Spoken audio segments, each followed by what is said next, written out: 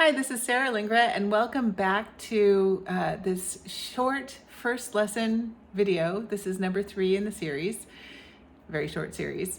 This is what I do in those first lessons. In that first lesson. This is what I do in lesson number 1. And all you have to do is use the cards at home to practice so that you're comfortable playing on all of these keys, because I guarantee this has a huge payout in the future.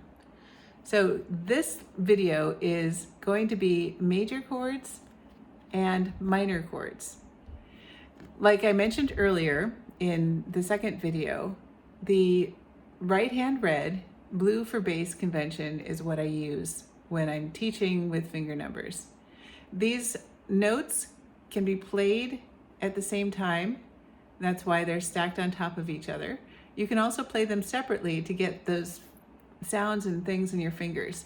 There is a huge amount of information on this card, and most of the information, besides the arrow and the notes here, it would not be taught in a first lesson. That comes later, but it's okay. All you need to know is the arrow and these notes and the fingerings. Fingerings for both hands for these chords are going to be the thumb, the middle finger, and the pinky. So it doesn't matter which hand you're going to do, it just 1, 3, and 5 for both hands. A chord is when you have 3 notes at the same time, and works the same way. We're going to put an arrow then down on any key, and then I'm going to play the first, the third, and the fifth note, but I'm going to play all those keys together.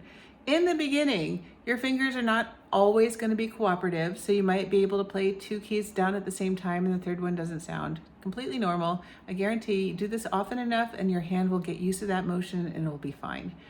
If you're finding that you're struggling, one way of dealing with it would be to play the outer notes and then add the middle note later. That's totally fine too. You have plenty of time, and it just takes a little practice to get that motion in, because this is fine motor control that takes a while to develop.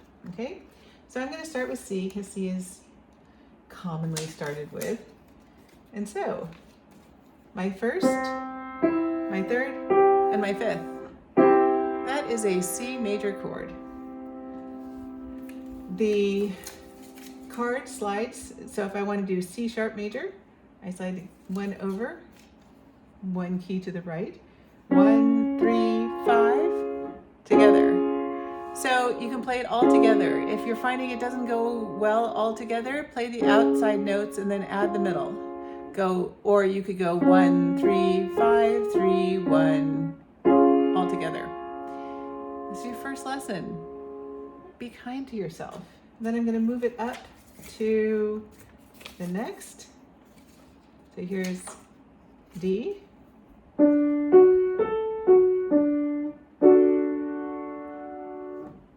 If I want to play that chord with my left hand, I'm going to do an E flat chord here.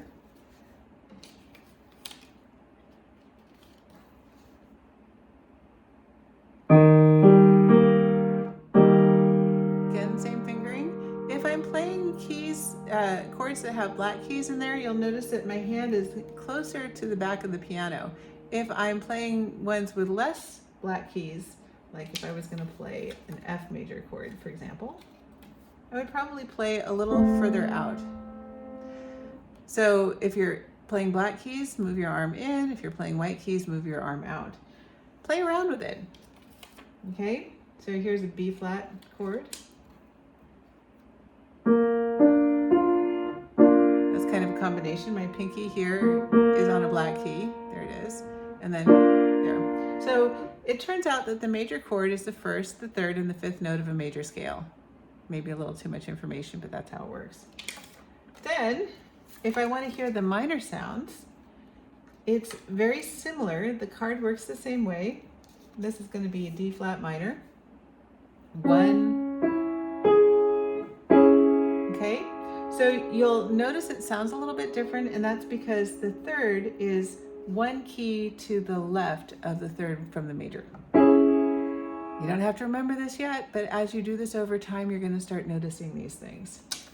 So if I want to play a G minor, here it is.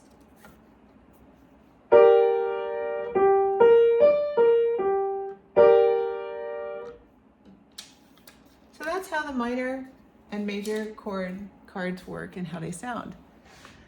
That's all I do in lesson number 1. And what I tell my students to do when they go home is to get comfortable with the names of the keys. So you see the note names, F, F sharp, or G flat, G. So I'll say the name and I'll play them. And then I give them a set of the 5-note scale and chord cards, and I have them play that all over the piano so that they're starting to develop fine motor control with all 5 fingers. So they're starting to hear what major and minor scales and chords sound like, and that you get comfortable with playing on both the white keys and the black keys from the very beginning.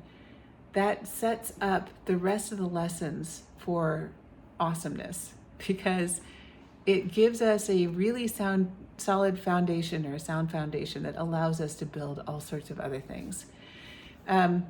So students will ask, well, how often should I play? And honestly, in those first few weeks of lessons, you have to teach enough so that they have stuff to do.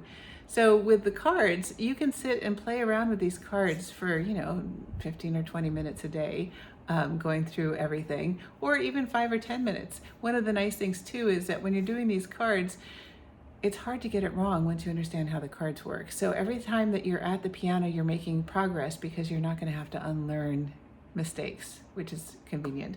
And then the name keys, by the time that they come back to their second and third lessons, they're getting pretty confident with the sounds on the piano and the names of things. So thank you for hanging in there for this short 3-part series on that first lesson. It is a pleasure to share this with you, and happy playing. This is Sarah Linger with Piano Key Finders.